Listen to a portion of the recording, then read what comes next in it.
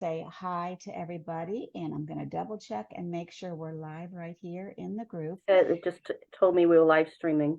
Yes, very good. We're joining you from the library again. I am Cindy. I am the founder of this group, Essentials for Peace and Balance. And I have with me Anne, and she is going to chat with us about our health. Let me turn this down so nobody hears that. All right. So before we get started, though, let me make sure that I am on the record button because we'd like to have this available and for future reference. Yep,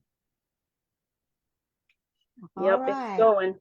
Very good. Great. All right. So when we do these sessions, I like to share with people kind of what our goal is, and it's all about self-expansion. So giving yourself the power, the tools, the support that you need to take care of your body and to really make sure that you are respecting and honoring your own intentions and your own boundaries for yourself and for others. And that includes our health as well as our relationships and our own personal needs. So today's session is going to be about our health.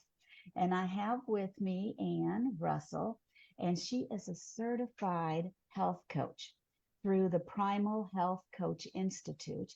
And so I'm going to have her share with you just a little bit about this institute or her coaching certification and why she decided to become a health coach. So why don't you start there, and then we will move forward. Okay. Thank you, Cindy, for having me. I appreciate this opportunity to speak with your audience and share my heart. So like you said, I'm a certified health coach through the Primal Health Coach Institute. And what the mission of the Primal Health Coach Institute is to train health coaches to live a healthy lifestyle through primal or ancestral health philosophy, which means we do to our body what our bodies were created to do. So that's the basis of what I do as a health coach is I try to help women understand that a lot of things that we do are not healthy for our bodies, and that I try to direct women into a more healthful state by changing different habits and lifestyles to that end. So go ahead. Go ahead. I was going to say I decided to become a health coach because I've had several personal health challenges. And so my mission is really to help professional women over 55 that are recently diagnosed with pre-diabetes or have been struggling with pre-diabetes to reach and sustain lower blood sugar levels naturally so they can avoid diabetes and stay independent and active. Yes, that is valuable information to have, to know how to take care of that. And sometimes I feel that as we get older, it kind of sneaks up on us. That's not necessarily the way it needs to be, but I think if you're not really conscious about what you're doing and how you're feeding yourself and your exercise and things, it can definitely sneak up on you. And before you know it, you are in a predicament. And so why don't you tell us a little bit about the topic today? It's pre-diabetes or insulin resistance. Can you tell us kind of in people terms, what that means? I'll try as easily as I can and just a little bit is hard to wrap your head around it with the process of what happens in our body, but I'm going to try to explain that to you. So Prediabetes and insulin resistance are essentially the same thing. Insulin resistance is the term that is used, but the doctors label it as prediabetes. So what I'm going to talk about a little bit is I'm going to use the term glucose, but it also means sugar. So when you say you have blood sugar, elevated blood sugar, it's really glucose in your system. And glucose comes in many forms, and a lot of people don't really understand that piece of it, where all of the different ways that glucose gets into our bodies. So in the case of prediabetes, the blood sugar levels are gradually increasing because insulin resistance is due to too much sugar or glucose in the body. And every time we eat, insulin is released to aid the cells to make energy. And when there's too much glucose already in the cells, the insulin can't get into the cells to do the job to make the energy that we need. So the glucose spills over into the bloodstream, it goes to the liver, it produces fat in the liver, and it also gets converted to stored fat, which we don't want. And this cycle continues every time we eat. The more carbohydrates we eat, the more glucose is produced. And over time, excessive glucose within the bloodstream spills over to the rest of the body, resulting in organ dysfunction.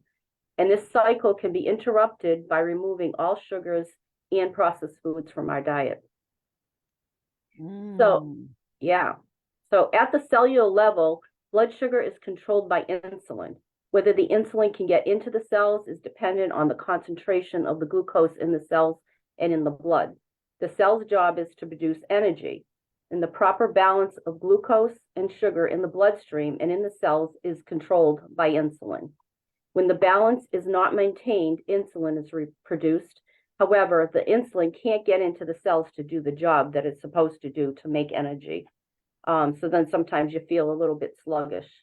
And there's two types of insulin resistance. One is due to starvation, which most of us are not dealing with. It's because there's not enough glucose in the cells, and the cells, they close the gate to prevent the insulin from coming into the cells. And then the other second type is overconsumption of glucose, where the cells are overflowing with too much glucose and the insulin can't push it out. And this type is known as hyperinsulinemia, and its root cause is the diet. The concentration of glucose in the cells determines the production of ATP, which is the currency of energy. When the ATP is turned off, glucose builds up in the cells and you feel sluggish. And then what happens over time, the pancreas keeps producing more insulin to the point that the pancreas is no longer to produce insulin, resulting in type 2 diabetes. So that's where we don't want to go. You know, once we have identified that we have prediabetes, we really need to nip it in the bud and turn that around as quickly as possible. I want to talk a little bit about the risk factors to diabetes that can be identified. Excess weight, being over 45, because your metabolism changes once you get past that level. Certain medications a lot of people are not aware of, one of specifically steroids and antipsychotic drugs. I noticed a lot of people, they have inflammation, so the doctor gives them steroids or an infection and then steroids, and all it's doing is propagating insulin production. A fatty liver, and the liver fat is actually what drives insulin production in the body. And sleep apnea, which I've noticed a lot of my friends now, you know, a lot of people are starting with CPAP machines, and I'm like, it's just going the wrong direction. Polycystic ovarian syndrome, abnormal fat loss from yo-yo dieting, smoking, family history, and ancestry. So how do you know if you're pre-diabetic?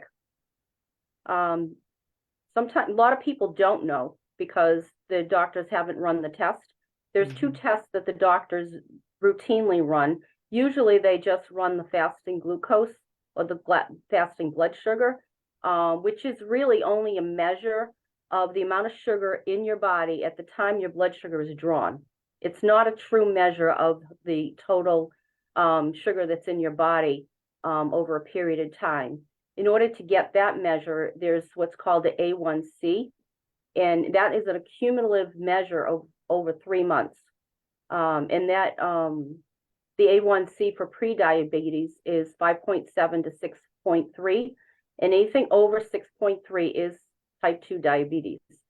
So we want to lower that A1C below 5.7, and the closer to 5.0, the better. So the how did they do the 3-month long test? It's still a blood test, but it's a different blood test. So is it one blood test, or do you have to go every week for 3 months? How does No, that it's work? one blood test that they take, you know, even like when you do the routine blood work, they can do the fasting glucose, but they should be drawing an A1C at the same time. Because the fasting glucose is a measure of time, which can be affected by many variables. If you have a high sugar concentration from the day before, that's going to spike it up, you know, or if you decided to fast the day before, it might spike it down. And so you don't even know what the real number is. So it's like a half truth, basically, you know. So the real measure that actually gives you the real picture is the A1C. So I recommend people to make sure that the doctor orders that. A lot of doctors don't order it, and they kind of wait until you have diabetes to order it. But it's better to know now before you do have diabetes, so you can do something about it. Yeah. So were you going to say something? Well, go ahead. I'd like to hear what you have to say. Okay, so another way to tell if you're pre-diabetic is your waistline, like I talked about before, your abdominal girth, your visceral fat. That's an indicator that you're insulin resistant. People develop skin tags, high blood pressure, which would be 130 over 80, greater than 130 over 80. And the other thing is low, high density lipoproteins, cholesterol. Should be, if it's less than 50 for women, that's an indication. So it should be higher than 50. All right. So yeah, definitely there's ways that we can figure out what's going on with our body, and for us to be able to be proactive with these health challenges. You mentioned some things that you might be feeling or noticing even before the doctor mentions it. So I can tell that you're really passionate about this, and I'm just curious, have you always been passionate about the health field? I think you mentioned when you filled out the form that you had thought you wanted to be a pediatrician. And so and that kind of shows that you've always had an interest in health. And then what did you end up doing prior to becoming a certified health coach? Yeah, when I was in high school, I thought I wanted to be a pediatrician, and I actually filed the applications to go to college and everything else. And then I ended up going to school to become an X-ray tech. And I did that for 42 years plus. But in that field, I've seen a lot of people's health declining. And so like you said, I've always been interested in health, and I've always been interested in nutrition. So my main focus is nutrition, making sure that we're putting in our bodies stuff that's going to nourish us. And if it doesn't nourish us, what's the point of eating it? You know? Right. So yeah, I've followed nutritional advice for years, but then, you know, most recently when I was having trouble, that's when I really got involved in really learning how I can turn things around. Right. So basically, your personal story with prediabetes is what got you really kind of activated what you're doing now. Right. And so what was it with you, just, you know, a short journey about your health that really made you realize that everything's coming together and I need to do something? Yeah. Well, back in 2018, I was diagnosed with high blood pressure and pre-diabetes. I had high cholesterol, high systemic inflammation. I was overweight and postmenopausal. So I went on a search. So because I was in the health, in the healthcare arena, there was not any real answers to take care of all of these problems. They say, yeah, exercise and lose weight, but they don't give you any instruction on how to do that. And I found that really what they want to do is just put you on medication, which only masks the problem. It doesn't fix the problem. So with my journey, I have actually eliminated all of my symptoms, all my medications, and all my health markers are in the exceptional range. And I've also helped my husband come off of high blood pressure medicine, and I've helped some other women in their health journey as well. Wow, that is impressive and it's valuable. What would you say is the most compelling aspect of what you do to help others through the work that you do with women to help lower their A1C? So like I stated earlier, is that I'm really focused on nutrition, but there's, it's not just nutrition that affects your health. So I actually take a personalized guidance to how to lower your A1C in a 12-week program, and walk you through with daily support and weekly one-on-one conversations. The other parts of my program include sleep hygiene, stress reduction, activity, and we do some work on mindset. Our thinking has a lot to do with our behavior. So we work on that so that we can easily change our habits and lifestyle to promote health. Well, I really appreciate you joining us to share what you do. I noticed that you have a recipe book and journal that you would like to share with our group here. Can you tell us a little bit about that? Yes, so my recipe book I've created last year. What it has is 3 to 4 blood sugar lowering recipes for each meal. It has supplemental recipes, a list of quick grab ideas. So if you're not feeling like cooking, there's some things that you can grab that you don't have to prepare too much, or prepare some ahead of time and have them ready to grab. A shopping list, a list of pantry staples, a meal planning template, and there's a space in the back to take some journal notes. So what I'd like to offer is anybody that books a free call with me, a 30-minute call with me, they'll receive the recipe book for free. So on the call, what I'd like to do with anybody who books a call is discuss what is the best path to create a plan to move in the right directions to turn their health around and get rid of and reverse pre-diabetes so you don't end up with diabetes. Well, that is a great offer. So what we'll do when we get finished here is we will put the link in the notes or the comments down underneath for people that want to get in touch with you. I also have some links that you shared with me about your Facebook. Now you have a Facebook group, it looks like, too, that people can check out. So we'll put that information down in the comments below. Would you like to tell us a little bit about what goes on in your Facebook group? Just to kind of give them an introduction before we say goodbye? Sure. So my Facebook group is pretty much just getting started. I've got about 50 members in there right now, but I really want to create a safe place for community, connection, education, support, feedback, and accountability. So, I really like people to come in and really get engaged with each other and with myself, and I can post questions there and I can answer questions there. And my Facebook group is called Independent Golden Girls. So the reason why that I chose that name is that I don't know if anybody remembers the show The Golden Girls, but they live active, vibrant lives, and that's what I want from my people. So Yes, well, that's neat. And the group is not just for people that have hired you as a coach, it's for anyone that's interested in the topics that we've been yes, discussing today, right? yes, yes. Yeah, yeah.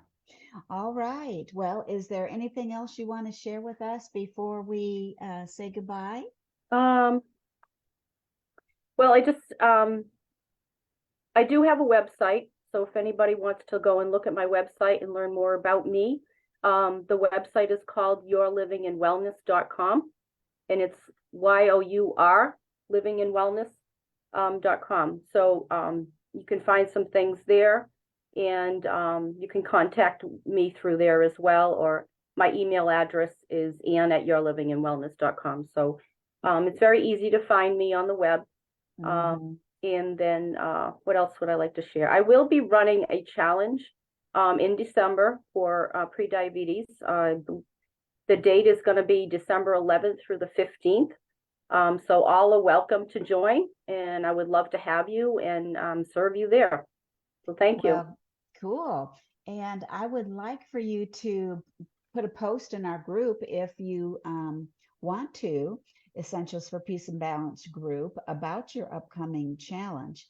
It's pretty timely when we're getting around the holidays and we're going to be tempted to eat all those starchy things that Yes. are not going to put us in the right direction. So Well, at good least we can thinking. curtail it a little bit. We certainly can. And you know, awareness is what gets the ball rolling. You know, Mhm. you can't just keep your head in the sand and expect things to get better. So we'll also post down underneath our chat here all the links that you just mentioned.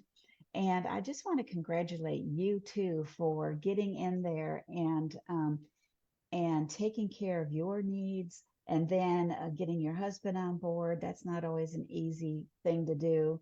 And then reaching out to help other women, especially, you know, in our age or season of life. It's nice to have someone that we can count on that's been through it and understands what we need to do to take care of it quickly. Thank you. Now, Can I just share about my, yeah. yeah. This year has been quite a challenge for me. I just, especially in this health journey, I had 2 back surgeries this year because I was Boy, having trouble goodness. standing. Yeah, I was having trouble standing, and then the first back surgery didn't go as well as planned, so I ended up with the second one. So I was pretty much debilitated for several months. But with that, of course, I've had to succumb to the medical treatments and the drugs and and everything else, and being being unable to have activity and being drawn into emotional eating and stuff like that. So I really got a good eye opener of what's going on in the medical community. And I actually spent 5 days in a nursing home, so now I know what that's all about, and I don't want to go there, and I don't want anybody to go there. That's how bad it is. So yeah, so I do have some insight of what's going on in the world in the medical community, and I'm just trying to help women avoid that. Well, and I am glad you brought that up, because certain things, and like you mentioned, even early on with our insulin, that it can be ancestral, if I'm using that word correctly. But there's also a lot we can do to help in that situation. But we also go through phases in life where there's stuff that happens that we have no control over. And you have to know how to deal with it, cope with it. And like you said, when all those things came up that had you incapacitated basically for the regimen that you're used to, you have to have a plan for how to bounce back after you have that control again and you can bounce back. And I think that's where a lot of people get stuck, especially in later seasons of life.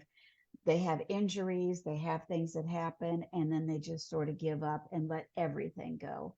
And having someone like you that's willing to step in there and say, nope, you don't have to, let's get going, it is really a nice thing to know. So I'm really glad that you have joined our group and that you are sharing what you've been through. And hopefully it speaks to the people that are listening that might need some support.